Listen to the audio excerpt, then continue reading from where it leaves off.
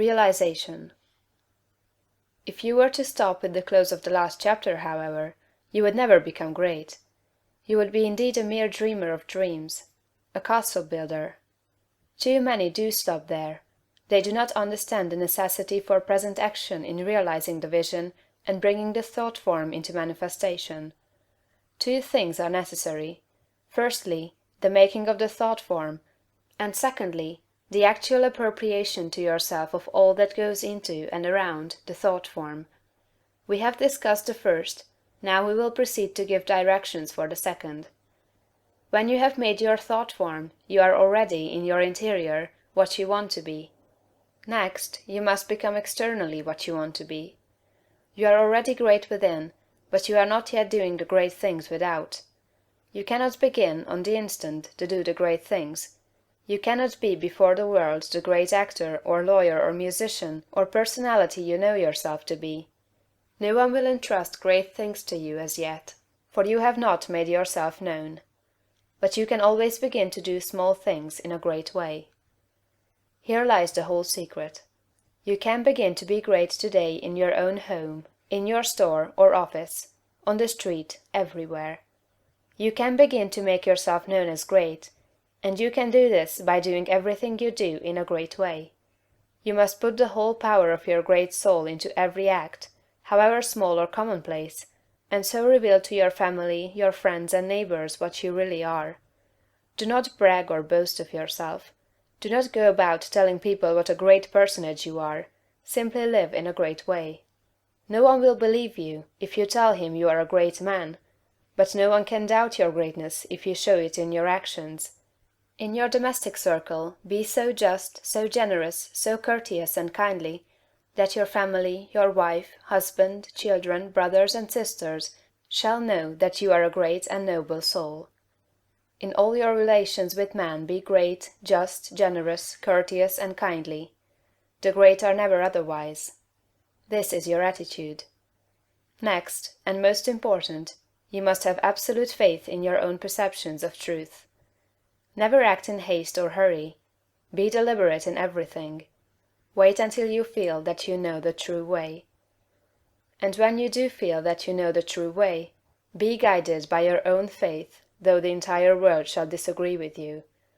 If you do not believe what God tells you in little things, you will never draw upon his wisdom and knowledge in larger things. When you feel deeply that a certain act is the right act, do it and have perfect faith that the consequences will be good. When you are deeply impressed that a certain thing is true, no matter what the appearances to the contrary may be, accept that thing as true and act accordingly. The one way to develop a perception of truth in large things is to trust absolutely to your present perception of truth in small things.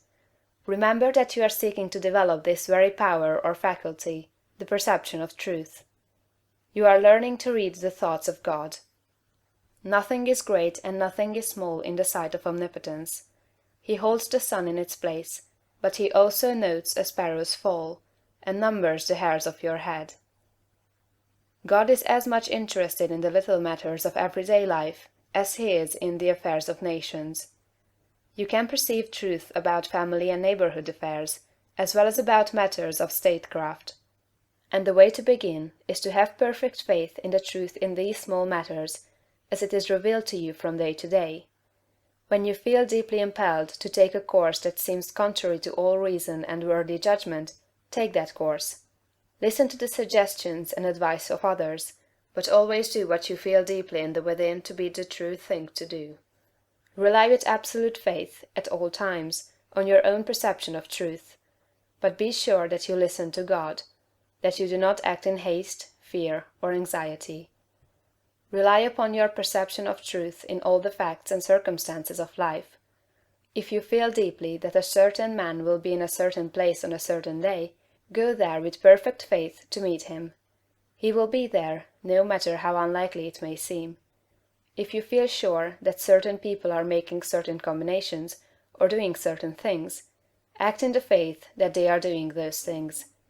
If you feel sure of the truth of any circumstance or happening, near or distant, past, present, or to come, trust in your perception.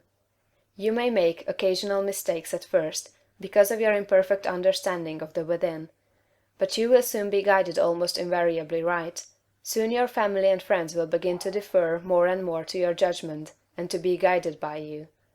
Soon your neighbors and townsmen will be coming to you for counsel and advice. Soon you will be recognized as one who is great in small things, and you will be called upon more and more to take charge of larger things. All that is necessary is to be guided absolutely, in all things, by your inner light, your perception of truth. Obey your soul, have perfect faith in yourself. Never think of yourself with doubt or distrust, or as one who makes mistakes. If I judge, my judgment is just, for I seek not honor from man, but from the Father only.